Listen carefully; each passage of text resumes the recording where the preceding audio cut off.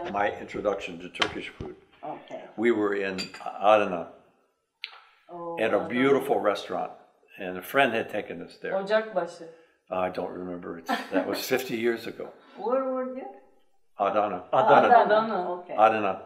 Yeah. Center of the meat. Yeah. Kebap. Adana kebap. But this was a restaurant that served traditional Turkish food. Okay. And of course, we started with meze. Meze. I didn't know what meze was. And all these wonderful dishes kept eating and eating and eating. And then they said, now it's time for the main course. Main course.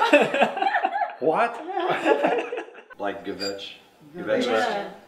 And their loaf of Turkish bread, that's also changed. Yeah. The bread, the Turkish bread that was there 50 years ago is not the same. Yeah. It was, when it was fresh, really baked, so good. Oh. Yeah. The next day you could pound nails with it. I have to say that the best Turkish food I have ever eaten was either in Bolu or Black Sea. Karadeniz. Yeah. And we used to go to the Black Sea, and we would call it our food trip. Because, it's very famous. All we did was, and we would stop in Samsun, and we would spend maybe 2 days, and we would eat. And then we'd go to Ordu. And Ordu was the best, better than anywhere. The Black Sea food was just, and very traditional Turkish food. Well, this is 1969, 1970, 71, 72, 73, 74. Not nearly as populated, and smaller villages. Ordu was not very big, but it had a great restaurants. How they act to you, like friendly or very. Oh yes. Do you know Black Sea people is very funny people, you know? I've heard all the jokes. I'm nearly 80 years old. I was born in Indiana, near Chicago. And at 18 years of age, I went into the military. And I spent 20 years there. And in the middle of that career, I met Carolyn in Washington, D.C., who had been in Turkey 2 or 3 years prior to that. And one day she said to me, I would like to go back to Turkey. Wow. I said, Turkey? Where's Turkey? And so I asked my superiors, I made out application, and then 3 months later we were in Turkey, in Ankara, where I spent 5 years. Traveling was very safe and easy, so we traveled all over the country. Every Turkish holiday we were on the road going somewhere. And sometimes we would go back to where we'd been before. We spent a lot of time in Istanbul. I walked all over Istanbul, and I walked from Taksim Square all the way up past Trabiya Hotel up to the Black Sea. Yeah, Tabii Hotel. Yeah, I don't know if it's still there, but it's still over there. and back. And there used to be a restaurant up there called Tachos, and they had the best chocolate souffle you can imagine. You have to know this was 50 years ago. In those days, Turkey was quite different, of course. Traveling in Turkey? Oh, car. Auto. Car. Okay. Yeah, yes. Yeah. And I built up a residency in Turkey of 10 years. I'm eligible to get a passport if I want. Yeah. But I don't think I want to become a Turkish citizen because I don't want to serve in the military. Can you imagine an 80-year-old Oscar? Yeah. Which cities you have been to? Oh, my goodness. Kayseri, Antalya, Alanya, Silifke, Diyarbakır, Kars, Erzincan, Rize, Trabzon. Wow. All of the country. Yes. They were very demanding of our time, to spend time with them because they wanted to know us. Because they saw so few foreigners, particularly Americans at that time. Even though there were many Americans in the country, they usually congregated. They didn't go out and travel. They stayed at the bases or in the towns that they lived in. They didn't go out very much. Yeah. So it was very unusual for them to see Americans out exploring. And quite often we were invited into their homes, and even though we may have had travel schedules, we had to change those quite often to accommodate their desires and wishes, because they were very demanding. They didn't take no for an answer very easily. In the beginning, when they first met me, they would think I was German. I said, no, I'm not German. Well, then you must be English. No, I'm not English. Well, what are you? You're Scandinavian. You must be from Finland or Norway. No, I'm American. Really? Carolyn was working in Washington in 1973. And someone mentioned to her, would you like to go overseas? Would you like to travel? Would you like to go some other country? And she said, well, yes, I would, as a matter of fact. And he said, well, there's an opening in Turkey for your job. Would you like to go there? And she said, same thing I said, yes, well, where is Turkey? Where is the Turkey? And he explained to her where Turkey was, and she said, well, when do I have to leave? And he said, you have to leave tomorrow. And she had to leave on a military plane in the evening time, and so she had to terminate her apartment lease and pack her bag. But she went.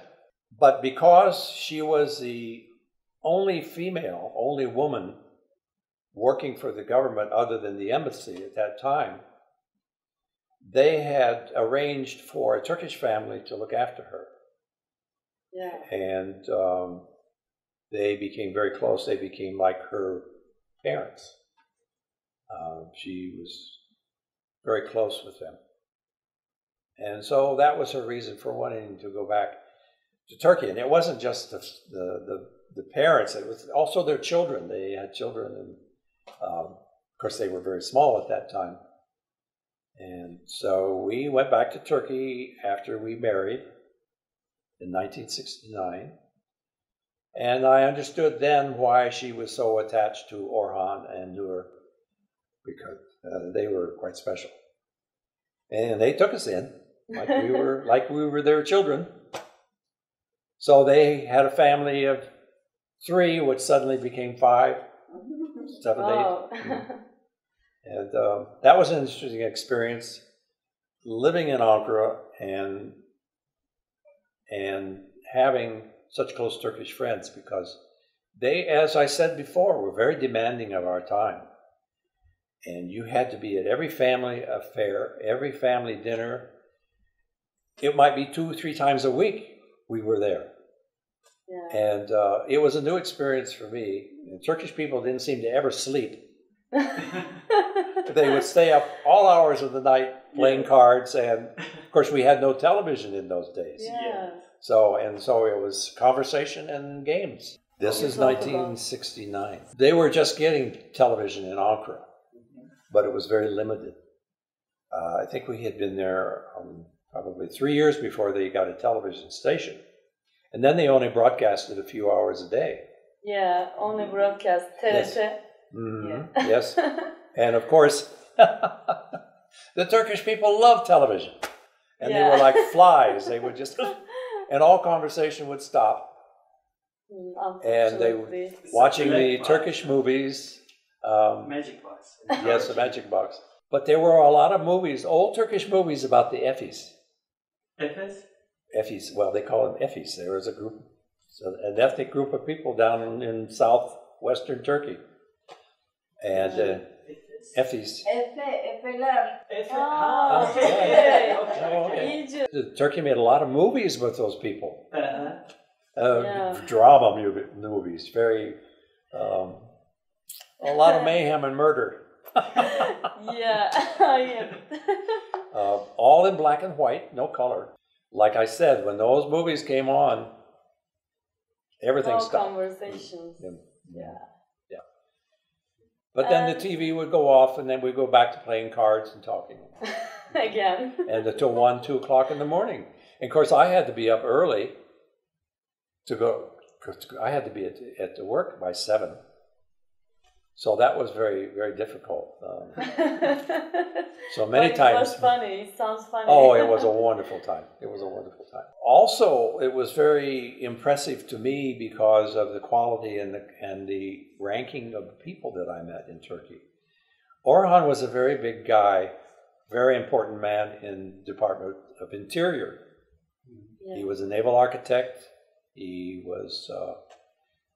He spent much time at The Hague designing ships for the Turkish government. He was just a very impressive person. But it wasn't just Orhan. I met all the people that he worked with. The ministers, the director of customs, all of these people were his classmates, and they were all working in government, and they were all very high. Yeah. I met the head of the Turkish security, your spy guy, your head spy. Oh my gosh. Yes, and he was telling me stories about when he was posted in Iran, and he met the Shah and their experience there. But these people all had stories to tell, and they all spoke pretty good English. Great parties, great times. I remember one time, and you have to think of this is quite phenomenal. I was at a party, and all of his colleagues were there. And these are very important people. They told me to, they blindfolded me. First they laid, there was 5 girls there, young girls, and they laid down on the floor. And they were spaced about that far apart. Mm-hmm. And then they blindfolded me. And they said, no way. They blindfolded me. They said, now you have to step over those girls without stepping on them. So what I didn't know was when they put the blindfold on, they got up. And so I'm out here stepping, and there's no one there. It's a big joke. They are laughing. It's like you were walking like this. Yes, it was like kindergarten. These very important people, these adults, were acting like children. It was amazing. Really a big joke. Yes, on me. Yes. Yeah.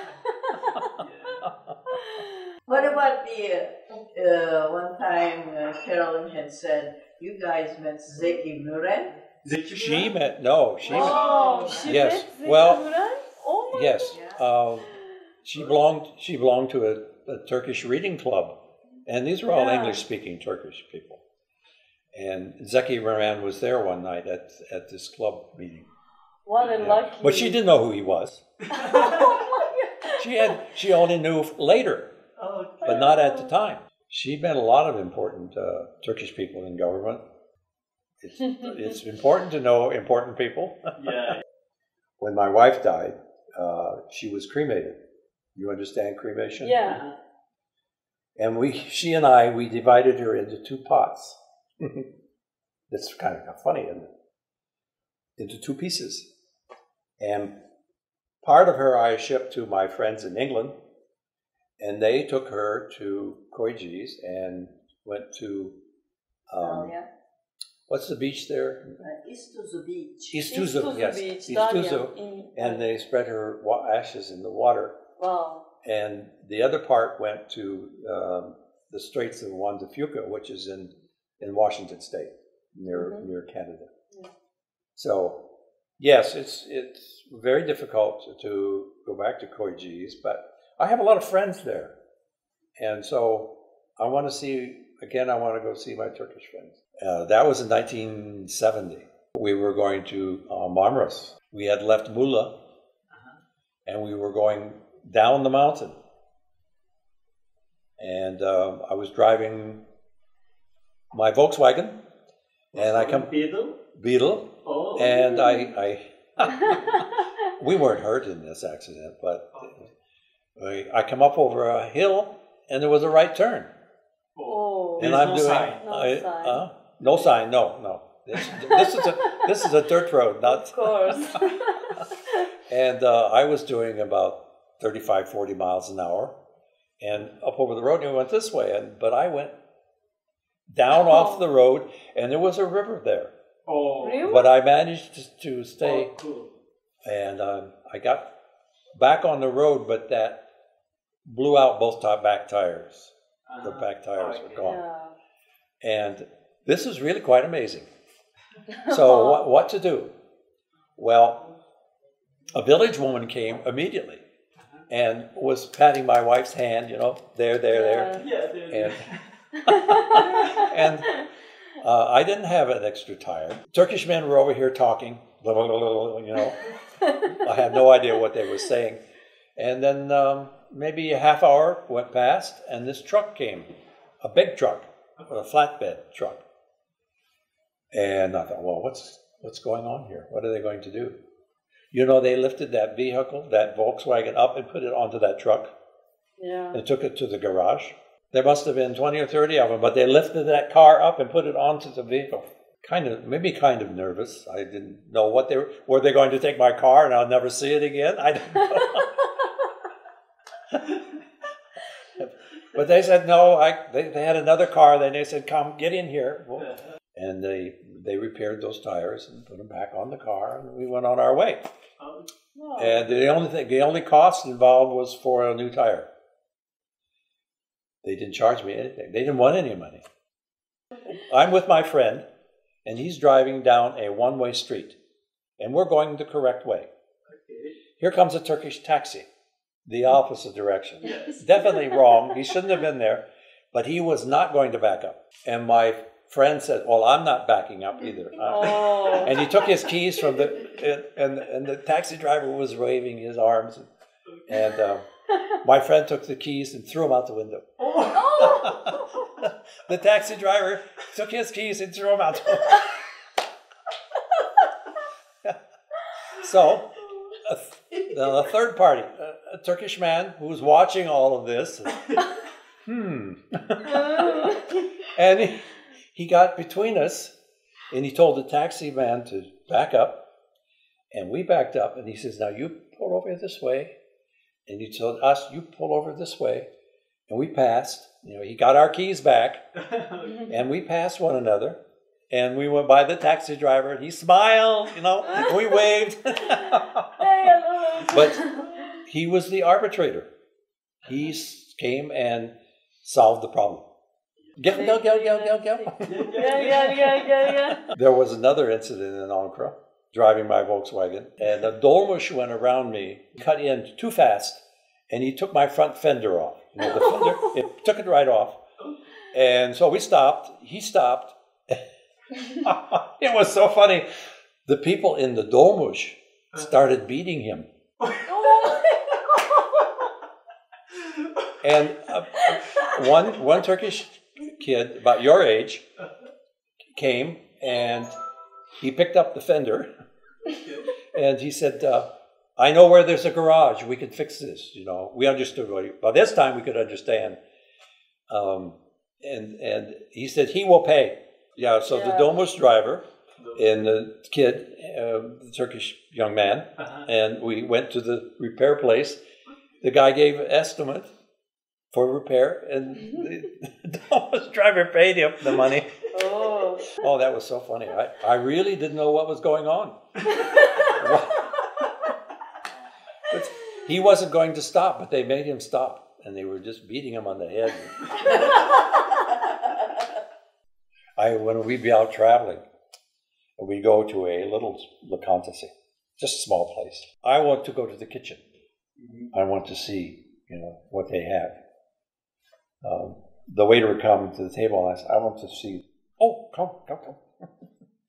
And I would see all these pots bubbling and, you know, all kinds of stews, gibi, you know. Gibi. Yeah, all different kinds.